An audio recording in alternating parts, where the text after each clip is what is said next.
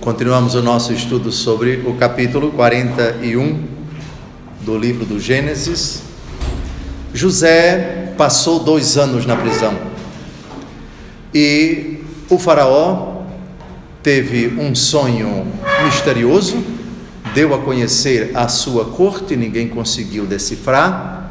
O copeiro Mor, que havia passado um certo período na prisão com José, disse ao faraó que na prisão havia alguém preso, continuava preso, e que decifrou o seu sonho.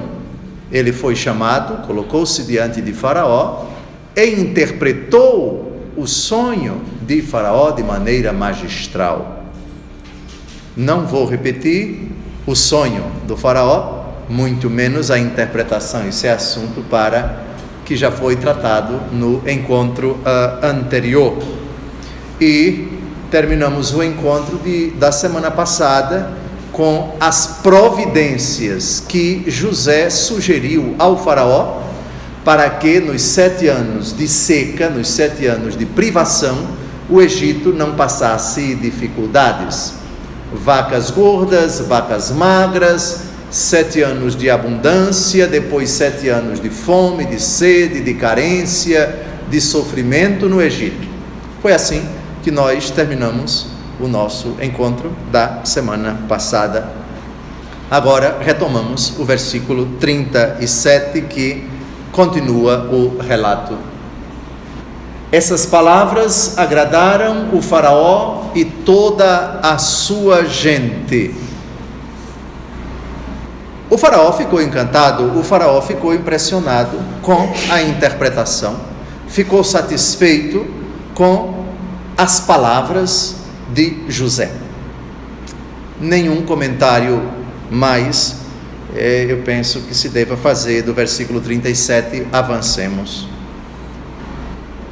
Poderíamos, disse-lhes ele, encontrar um homem que tenha tanto como este o Espírito de Deus? O faraó se dirige à sua corte. É curioso que aqui no versículo 38 aparece pela primeira vez a expressão Espírito de Deus como algo doado, como algo em uma determinada pessoa. E é importante isso, ainda que faraó seja um pagão, ainda que o faraó acreditasse na existência de muitos deuses, mas dado que essa expressão vai ser usada outras vezes na Bíblia, para falar do Espírito do Senhor, para falar do Espírito Santo no Novo Testamento, por exemplo, e já em profecia no Antigo Testamento, sobretudo Joel, no capítulo 3, que vamos ver daqui a pouco, é a primeira vez na Bíblia que a expressão Espírito de Deus se encontra em um homem. Encontrar um homem que tenha tanto como este o Espírito de Deus. Vamos dar uma olhada em Êxodo capítulo 31, versículo 3. Aqui é o próprio Deus que diz a Moisés a respeito de Bezaleel, filho de Uri, filho de Ur, da tribo de Judá. Eu o enchi do Espírito Divino para lhe dar sabedoria, inteligência e habilidade para toda sorte de obras, etc, etc, etc. Que é curioso, aliás, é até um texto importante no diálogo fraterno com protestantes, que dizem que Deus proíbe o uso de imagens. Claro que proíbe, quando o uso das imagens é para a idolatria, mas quando o uso das imagens exclui a idolatria, Deus não somente permite, mas também manda. E aqui Deus enche o coração de Bezaleel, filho de Uri, do seu espírito, para ele fazer imagens. Deem uma olhada, por favor, no versículo 4. Para toda sorte de obras, invenções, trabalho de ouro, de prata, de bronze, gravuras em pedras de engastes, trabalhos em madeira, e para executar toda sorte de obras. É esse homem que vai fazer as imagens do templo. Deus o enche com o seu Espírito divino. Bezaleel, cheio do Espírito de Deus. Vamos dar uma olhada agora em Joel, capítulo 3, versículo de 1 a 2. Essa profecia, ela é importante, porque vai ser citada literalmente pelos Atos dos Apóstolos, portanto São Lucas, no dia de Pentecostes. Joel, capítulo 3, versículos de 1 a 2. É uma profecia sobre Pentecostes. Depois disso acontecerá que derramarei o meu Espírito sobre todo ser vivo, vossos filhos e vossas filhas profetizarão, vossos anciãos terão sonhos, e vossos jovens terão visões. Naqueles dias derramarei também o meu Espírito sobre os escravos e as escravas. E segue. Detalhe: essa profecia de Joel é citada literalmente por São Lucas quando reflete Pentecostes. Atos dos Apóstolos, capítulo 2, versículos de 14 a 21. Pedro então, pondo-se de pé em companhia dos 11, com voz forte lhes disse: homens da Judéia e vós todos que habitais em Jerusalém, seja-vos isto conhecido, e prestai atenção às minhas palavras. Estes homens não estão embriagados como vós pensais, visto não ser ainda a hora terceira do dia, mas cumpre-se o que foi dito pelo profeta Joel: acontecerá nos últimos dias, é Deus quem fala, derramarei do meu Espírito sobre todo ser vivo, profetizarão os vossos filhos e as vossas filhas, os vossos jovens terão visões e os vossos anciãos sonharão. Sobre os meus servos e sobre as minhas servas derramarei naqueles dias do meu Espírito e profetizarão. E segue. Então, eu citei esses textos para mostrar que derramar o Espírito de Deus habitar em alguém, é uma expressão que se torna clássica no Antigo Testamento e é citada por São Pedro, a profecia de Joel, termo que aparece pela primeira vez aqui nos lábios de Faraó a respeito de José. Próximo versículo, versículo 39. E disse em seguida a José: pois que Deus te revelou tudo isto, não haverá ninguém tão prudente e tão sábio quanto tu. É curioso que Faraó, politeísta, aqui tenha falado de Deus. Seria um Deus dele que não o Deus de José? Provavelmente. Nada nos autoriza a dizer que Faraó aqui já estava convertido. Também é possível, e temos que respeitar aqueles que quiserem interpretar, que Faraó aqui não está falando de nenhum Deus dele, mas do Deus de José. Respeitamos quem interpreta assim. Com toda certeza, a fé do Egito nunca foi uma fé monoteísta, foi uma fé politeísta. Então estamos aqui diante de uma expressão que não dá para dizer com exatidão se esse Deus de que fala Faraó aqui é o único Deus, é portanto o Deus de Jacó, ou é um Deus dele. De qualquer maneira, isso não vem ao caso. Ele reconhece que não há ninguém tão prudente e tão sábio como José. Avancemos o versículo 40. Tu mesmo serás posto à frente de toda a minha casa, e todo o meu povo obedecerá à tua palavra. Só o trono me fará maior do que tu. Aqui se cumprem os dois sonhos de José. Quem lembra dos dois sonhos de José? Lembram do capítulo 37? José diz que sonhou, e os seus irmãos se inclinando diante dele. sonhou também com 11 estrelas, o sol e a lua se inclinando diante dele. Cumpre-se a profecia. Claro que plenamente somente quando os irmãos comparecerem, quando os irmãos vierem de longe. Muito bem. Mas aqui nós já temos, de certa forma, as estrelas, o sol, a lua, todos se inclinando, todos obedecendo, todos subordinados a José. José acaba de se tornar, abaixo de Faraó, a maior autoridade do Egito. Aqui a gente compreende os planos misteriosos, o desígnio insondável da providência, que sabe tirar da inveja dos seus irmãos, da raiva dos seus irmãos, do ódio dos seus irmãos,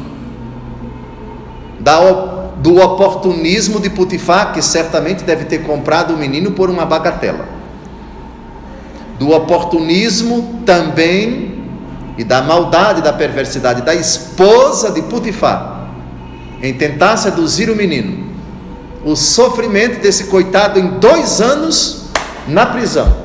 E agora o quadro foi revertido. Deus que soube tirar dos males dos homens um bem maior. Aqui é importante a gente citar um texto de São Paulo que muito me fascina e que nesses 7 anos eu já repeti tanto que vocês já sabem de cor.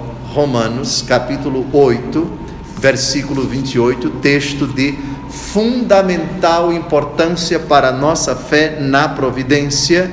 Vamos ler juntos? Aliás, sabemos que todas as coisas concorrem para o bem daqueles que amam a Deus, daqueles que são os eleitos, segundo os seus desígnios. Bem, aqui está uma prova. Uma das muitas, viu? Que isso daqui é para a vida da senhora, é para a vida do senhor, é para a vida do querido internauta. Aqui é questão de fé.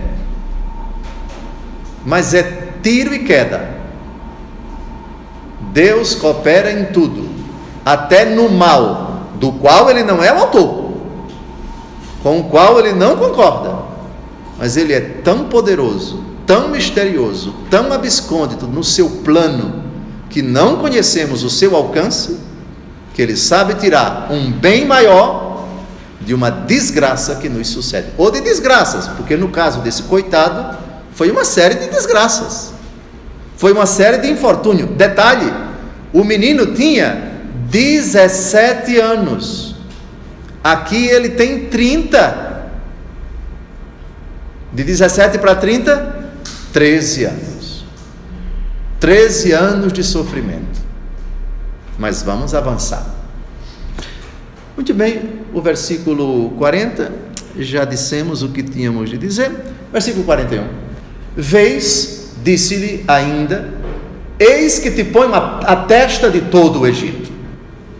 É o desdobramento, na verdade é o desdobramento do versículo 40. A testa quer dizer a frente, ou seja, tu irás liderar, tu serás, depois de mim, a maior autoridade do Egito.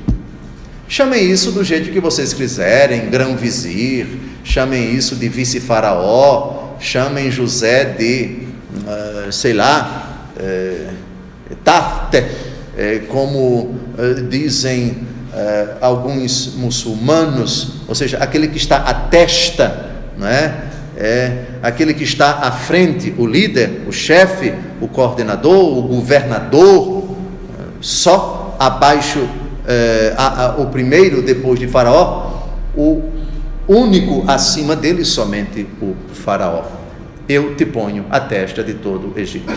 Muito bem, agora vamos à solenidade de investidura, uma solenidade nos moldes antigos, uma solenidade que consistia em revesti-lo com uma veste real, uma veste nobre, e de colocar no seu anel, no seu dedo, um anel que é não somente símbolo da autoridade dele, mas um anel que vai digamos assim, marcar, selar determinados documentos. É a rubrica, aquilo que nós chamamos de selo, que nós chamamos de brasão, ou, se quisermos, carimbo, né? Para assinalar os documentos reais. Então, aqui vamos ter essa pequena não, bonita, solene, ainda que descrita brevemente, essa solenidade.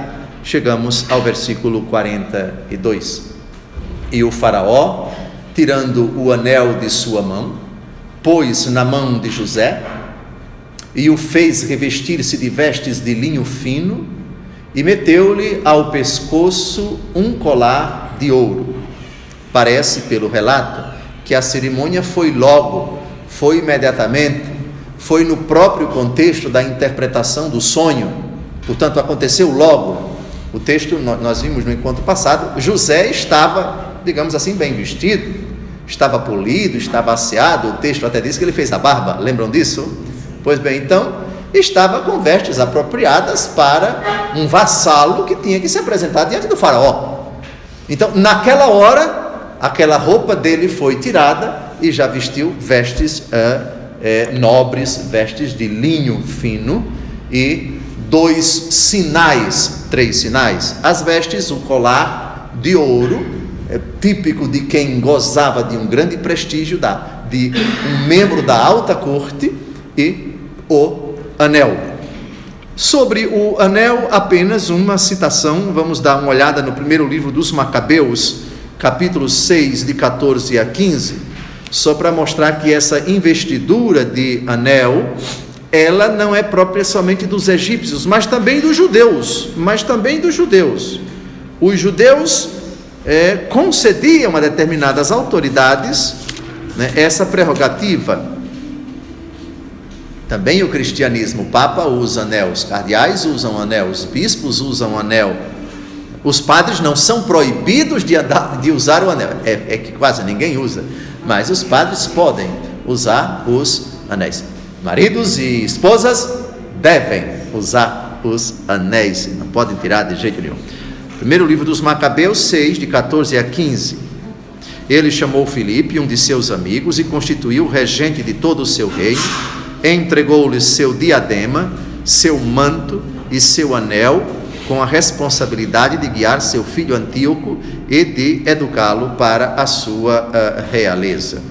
Só para ilustrar que esse costume de assinalar com sinais reais autoridades importantes, isso é um costume do mundo antigo, tão antigo, aqui é bem mais recente, o texto que acabamos de citar, do primeiro livro dos Macabeus, mas é um costume do mundo antigo. Bom, versículo 42, era somente isso, avancemos. E fazendo-o montar no segundo dos seus carros, mandou que se clamasse diante dele: ajoelhai-vos. É assim que ele foi posto à frente de todo o Egito. Como a frase não para aí, me permito ler o versículo 44. E o faraó disse-lhe: sou eu o faraó, sem tua permissão não se moverá a mão nem o pé em toda a terra do Egito. É autoridade demais. Aqui me permitam somente fazer um comentário à expressão ajoelhai-vos. O ajoelhar-se aqui, vejam, estamos num mundo pagão em que o ajoelhar-se não denotava necessariamente idolatria. É claro que, dependendo da época, dependendo do povo, da dinastia, da nação, da cultura, determinados imperadores, determinadas figuras proeminentes de determinados reinos chegaram à insanidade de se considerarem Deus e de exigirem que os outros se dobrassem diante dele. O Império Romano, nós vimos cabalmente no livro do Apocalipse, não é? O Império Romano, a besta do Apocalipse, que é o demônio, e o profeta do Apocalipse, o profeta da besta, que exige que todos se dobrem diante da besta, ou se dobrem diante do próprio imperador, para adorá-los, adorar o império e adorar o imperador. essa atitude, lógico que os cristãos não faziam de jeito nenhum, não se dobravam e por isso eram perseguidos. Bom, mas aqui é cristianismo, nós estamos numa época bem remota, necessariamente ajoelhar-se nessa cultura, nesse mundo, nessa época não significa idolatria, é um gesto de inclinação diante de alguém que goza da máxima ou quase máxima atenção à autoridade no Egito. Vejam que frase tocante, é à frente de todo o Egito, só não à frente de Faraó, só o trono do Faraó está acima dele. E reparem, sem tua permissão não se moverá mão nem pé em toda a terra do Egito. Trata-se, portanto, de autoridade ampla, geral, irrestrita, uma quase onipotência. Ele pode tudo, ele dispõe de tudo, ele manda em tudo. A autoridade dele se estende a todas as pessoas, a todos os centímetros, a todo o império egípcio. É simplesmente impressionante, sem comentários. Versículo 45. Não satisfeito com isso, aqui estamos diante de um homem, lembrem-se, solteiro, nada até agora nos autoriza a dizer que ele fez sexo com alguém, que ele se casou com alguém, era um menino de 17 anos, vendido como mercadoria, lembram disso? Mal chegou, foi trabalhar na casa de Potifar. Do ponto de vista da provável, da remota iniciação sexual, ele seria seduzido pela esposa de Potifar, mas não foi. Foi depois, por causa disso, para a prisão. Da prisão saiu para o palácio de Faraó. Portanto, provavelmente um homem solteiro. Coisa inconcebível naquela época, a não ser para os eunucos da corte. Então, já que estamos diante de um homem que é a autoridade máxima do Egito depois de Faraó, precisa de uma esposa. E a esposa vai ser tirada do mundo clerical, de um sacerdote, da cidade sagrada de On, que é a antiga, chamada antiga Heliópolis. Helios, em grego, é sol, polis é cidade, Heliópolis é a cidade do sol.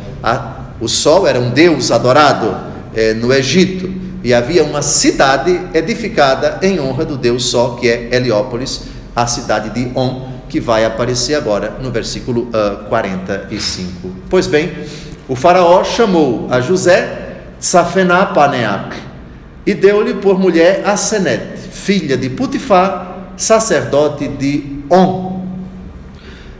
Detalhe, José aqui tem o seu nome mudado. Quem foram até agora as três figuras cujos nomes foram mudados? Abraão, Sara e Jacó. E Jacó, que teve o nome mudado para Israel. Muito bem. Então, o faraó tem essa autoridade. O faraó não está satisfeito com o nome de José, que significa adição. Lembram? O Senhor me dará outro, etc. Bem, então, muda o nome para Tsafená-Paneach, que significa Tsafená-Paneach.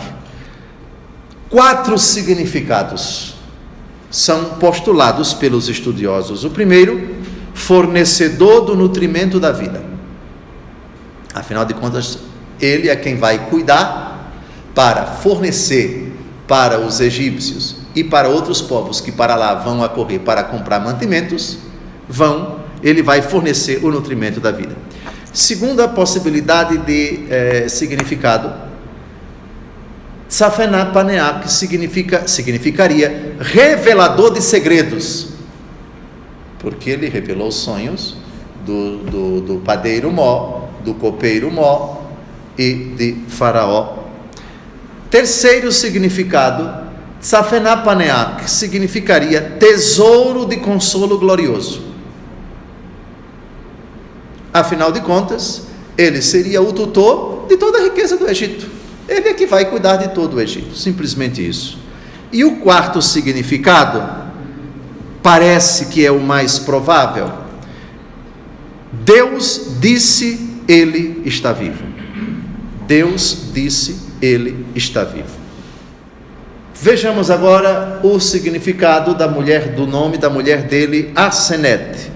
Asenete é aquela que é dedicada a Neité, com T, não com D. Com D é o nome da língua portuguesa, Neide, mas aqui é Neité, que é a deusa Minerva. A deusa Minerva, adorada pelos romanos no tempo de Jesus, adorada também como deusa do Olimpo, ainda que com outro nome. Se vocês me perguntarem qual é o nome da deusa Minerva na mitologia grega, eu não sei agora, mas posso procurar depois. Aquela que é dedicada à deusa Minerva. José se casa com uma pagã, mas atenção, ele não é o primeiro dos 12 filhos de Jacó a se casar com uma pagã. Quem foi o outro? Judá. Muito bem, que se casou e teve 2 filhos.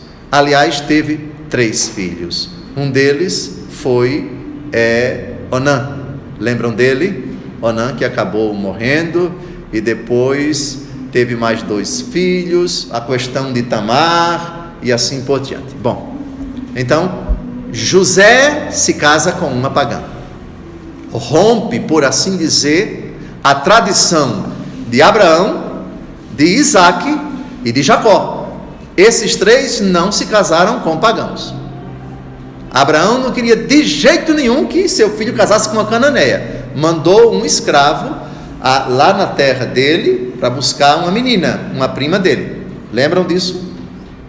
Isaac mandou seu filho Jacó, fugindo da fúria do seu irmão, para lá, e ele acabou casando com 2 primas, as filhas de Labão, Lia e Raquel. Mas Judá mudou essa regra e José quebra essa tradição. Agora, por favor, não quero inocentar José, mas José está em outro contexto. José não pode dizer não. Se José dissesse para Faraó, eu não quero seria um insulto. Faz parte da própria, digamos, liturgia do cargo, faz parte do próprio costume. É a maior autoridade, e dizer eu não quero porque eu sou judeu, Faraó nem sabe o que é, judeu não, que eu sou hebreu, Faraó nem sabe o que é isso, filha de Putifar. Putifar é o mesmo nome do oficial do rei que comprou, do faraó, que comprou José, mas não é esse Putifar, é outro Putifar, sacerdote de On, que é Heliópolis, que é outra cidade. Tá claro? Devia ser, imagino, um nome muito comum, assim como todo o país, toda a região tem um nome que é muito comum, Putifar. Putifar significa o quê? Putifar significa Dom de Ra, que é o Deus Sol, ou seja, o presente de Deus Ra, o Dom de Ra. Versículo 45, somente isso. Vamos ao 46. José tinha 30 anos quando se apresentou diante de Faraó, o rei do Egito. Ele retirou-se da casa do Faraó e percorreu todo o país. Atenção, esse fato, ele começa a reinar no Egito com 30 anos. Dom José, o senhor há pouco disse que José, quando foi vendido, tinha 17 anos. Onde está isso? Em Gênesis 37, 2. Eis a história da descendência de Jacó. José, ainda jovem, com a idade de 17 anos, apacentava o rebanho com seus irmãos, os filhos de Bala e os filhos de Zelfa, mulheres de seu pai, e ele contou ao seu pai as más conversas dos irmãos, etc, etc. Está claro? Está claro? Então foram 13 anos de cruéis sofrimentos na vida desse menino e a impressionante guinada da divina providência na vida desse garoto. Agora mais garoto não, agora já um homem casado, a maior autoridade do Egito depois de Faraó. Versículo 46, ele começa a trabalhar, vai percorrer todo o Egito, fazendo o quê? O texto não diz, mas permito-me uma interpretação, pondo em prática aquilo que ele mesmo sugeriu ao Faraó. Nós vamos ter 7 anos de abundância, vamos começar a preparar os silos, cada cidade vai ter o seu lugar para reservar esse material todo, etc. Cada um de vocês vai dar 20% da colheita de vocês, de tudo que vocês puderem produzir para quando vierem os 7 anos, para ninguém passar necessidade quando chegarem os 7 anos de carência. É o que a gente pode deduzir com plausibilidade, creio eu, no versículo 46, ele retirou-se da casa do faraó e percorreu todo o país. Todo o país. Ou seja, já começou a mostrar serviço.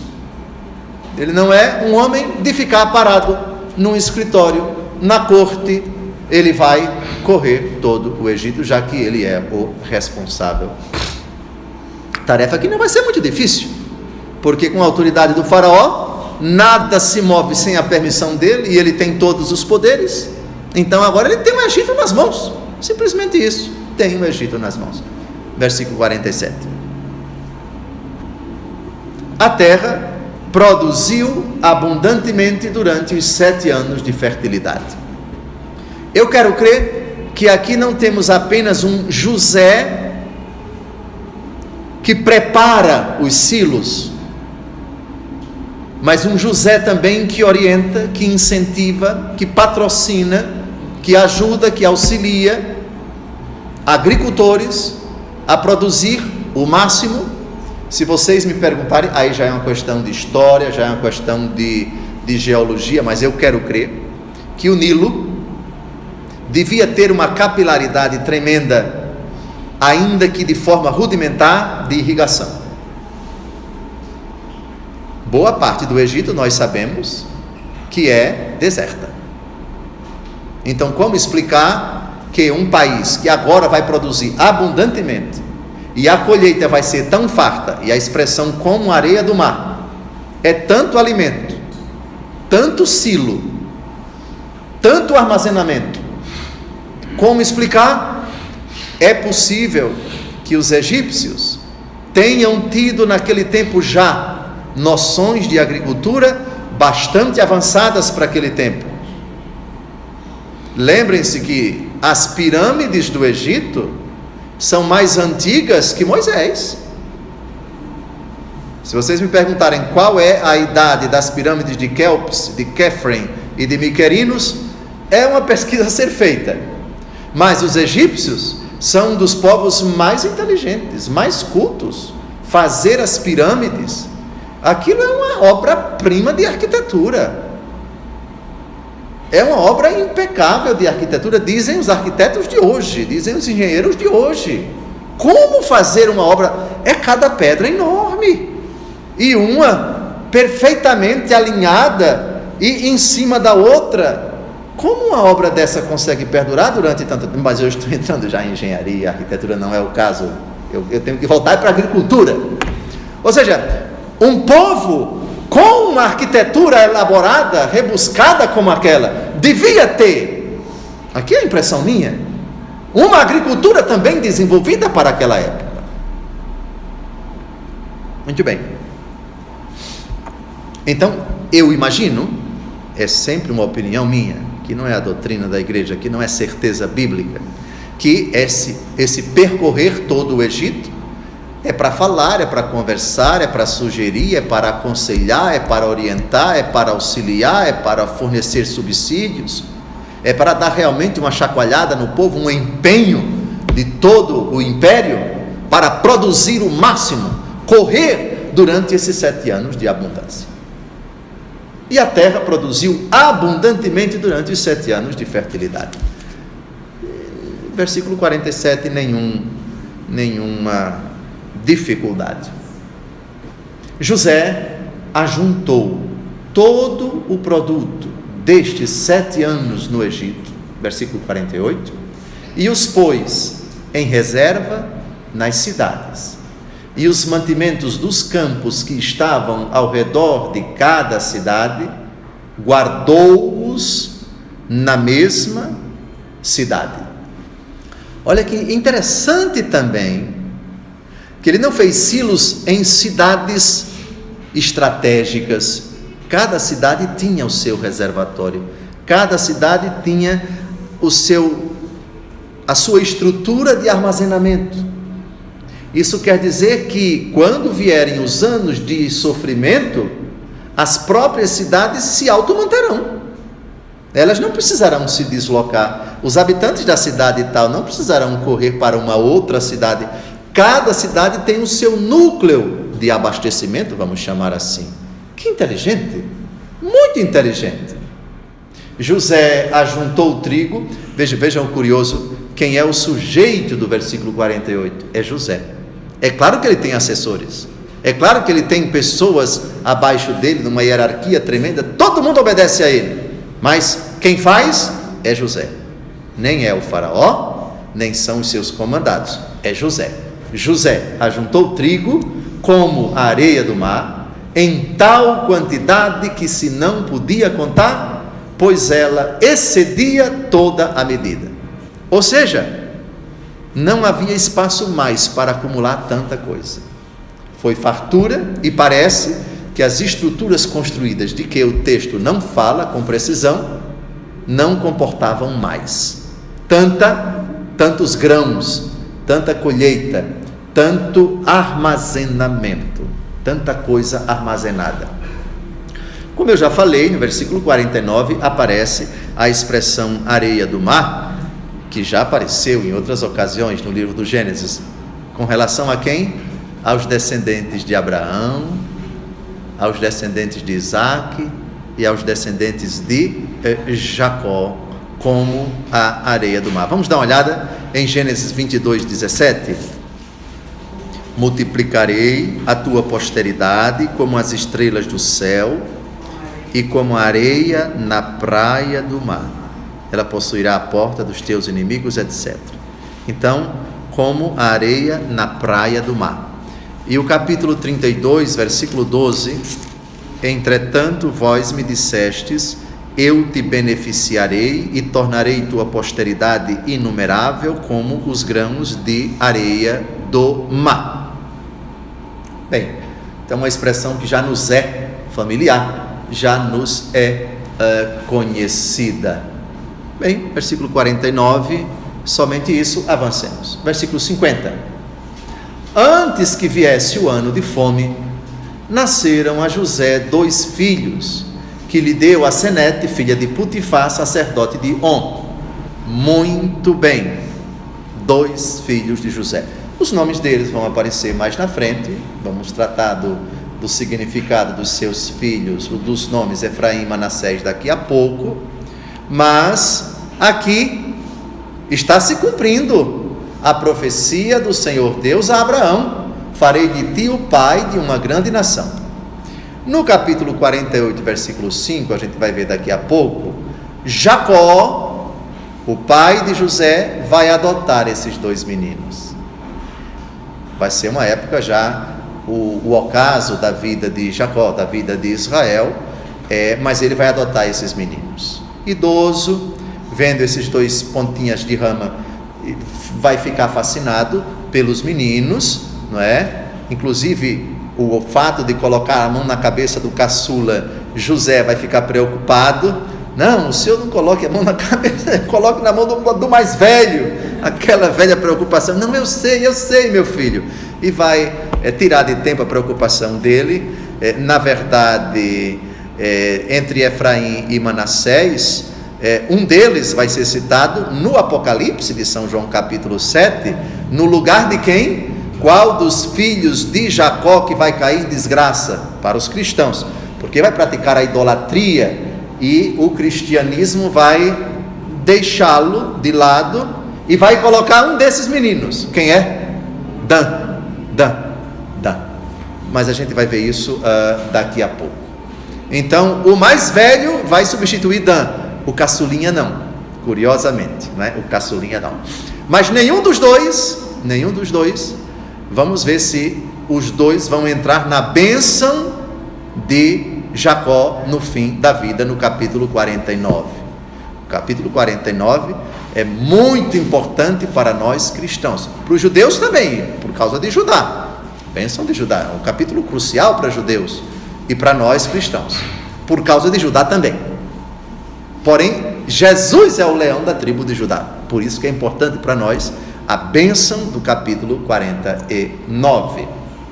Bem, nasceram esses dois meninos, e já vamos ver a adoção deles. Vejam, nasceram. Jacó, que está em Israel, nem sabe que o filho José está vivo. Lembram que eles pegaram a camisa do menino, embeberam em sangue de animal, levaram para o pai cheirou a camisa embebida de sangue, reconheceu que a camisa era do filho. Nesse exato momento, Jacó pensa que José está morto. Pulemos agora para o capítulo 48, versículo 5. É o diálogo de José com seu pai, idoso, Jacó, que é Israel. Vejam o que é que Israel, ou Jacó, diz ao seu filho José: agora os dois filhos que te nasceram no Egito, antes que eu viesse para junto de ti, serão meus filhos. Efraim e Manassés são meus, com o mesmo título que Rúben e Simeão. Ou seja, os dois mais velhos de Lia, que tem o direito de primogenitura, lembram? E lembrem que o mais velho, porque dormiu com a concubina do pai, vai perder o direito de primogenitura. Mas isso não é assunto para agora, não é assunto para agora. Está claro? Versículo 50, vamos avançar, versículo 51. José chamou ao primeiro Manassés, porque dizia ele: Deus fez-me esquecer de todo o meu trabalho e de toda a minha família. Então, a palavra Manassés é aquele que faz esquecer. Essa é a etimologia de Manassés. A própria etimologia já está no versículo 51. Esquecer de todo o meu trabalho. Lembrem-se que aqui é trabalho no termo bem amplo. Ele trabalhou com o seu pai até os 17 anos. Era o queridinho do seu pai. Depois ele passa por um período de sofrimento, a inveja dos seus irmãos, vendido como mercadoria, trabalha 11 anos como escravo na casa de Potifar. É verdade que ele era um homem de confiança de Potifar, mas começou depois a experimentar sofrimento por causa da esposa de Potifar, e foi um período bastante difícil, e 2 anos de prisão. Então, onde ele trabalhou também, porque ele era que cuidava da prisão, lembram disso? E de toda a minha família. Então vejam, ele fez-me esquecer. Pergunta-se: José tinha memórias somente boas da família ou memórias más? Ou tinha memórias boas e más? Eu vou dar minha opinião. Ele tinha memórias boas de sua mamãe, do seu papai, de alguns dos seus irmãos, não é? José, irmão de Benjamim, lembram disso? Filhos, os 2 filhos de Raquel. Devia ser um relacionamento muito bom, mas os outros não. Os outros filhos das 2 escravas e filhos, Zelfa, Bala e Lia, não é? O relacionamento não era bom. Então ele fez esquecer, ou seja, é uma alegria tão grande para mim ter esse meu filho que eu me esqueço deles. Bom, versículo, então sabemos o significado de Manassés. Chamou ao segundo Efraim. Vejam que o texto não diz que eles são gêmeos. Chamou ao segundo Efraim, porque disse ele: Deus tornou-me fecundo na terra de minha aflição. O Egito era terra da aflição dele. Primeiro, como escravo. Segundo, como vitimado da malícia, da leviandade, da depravação da esposa de Potifar. E 2 anos de prisão. Então foi um período realmente de aflição. Efraim significa frutificação. Está ali, né? O Senhor tornou-me fecundo. Deus tornou-me fecundo. Versículo 53. Tendo acabado os 7 anos de abundância que houve no Egito, os 7 anos de miséria começaram. Assim como o tinha predito José, a fome assolou todos os países, mas havia pão em toda a terra do Egito. Detalhe, esse pão não é o que está armazenado. O que está armazenado, digamos assim, mal comparando, me permitam, é do Estado, é propriedade do Estado, mas cada um devia ter o seu próprio estoque dentro de casa, o seu próprio material para preparar o pão, a comida, o básico em casa. Então, quando a seca começou, quando o período de miséria começou, ainda havia pão. Ninguém precisava do silo, ninguém precisava da reserva do império, ninguém precisava do que estava guardado nos silos. É o que a gente depreende do versículo 54. Avancemos, por favor. Versículo 55. Em seguida, houve fome também no Egito. Ou seja, os estoques dentro de casa acabaram. Agora vai ser preciso pedir ajuda ao faraó. Nós trabalhamos 7 anos, nós reservamos 20% do que produzimos para o império guardar, agora estamos com fome. O que tínhamos dentro de casa acabou.